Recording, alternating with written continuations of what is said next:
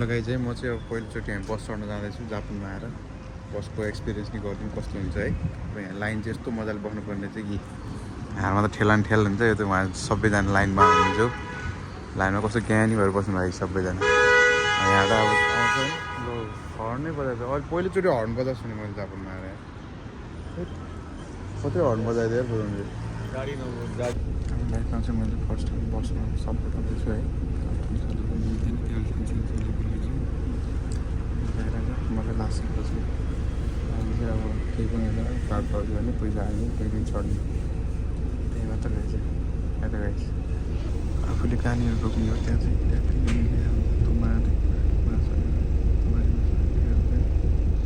दबाउने अनि ट्याक्क ओर्लिने ठाउँ हुन्छ नि ओर्लिने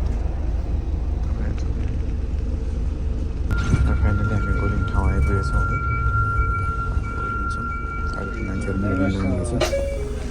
हामी ओर्लिन्छौँ त्यहाँ टच गरेर होइन जहाँ ओर्ले पनि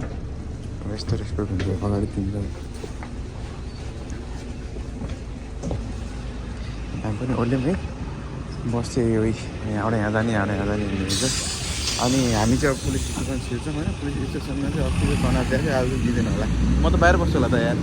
अस्तिको कुराले त म छिर्दिनँ नि पुलिस स्टेसन कुन हो पुलिस स्टेसन केही साँच्चु कुन चाहिँ हो तर कस्तो दामी छ है त कमाइ गरेर फाइनली हामी चाहिँ पुलिस स्टेसन आइपुगेको छ है पुलिसको गाडीहरू चाहिँ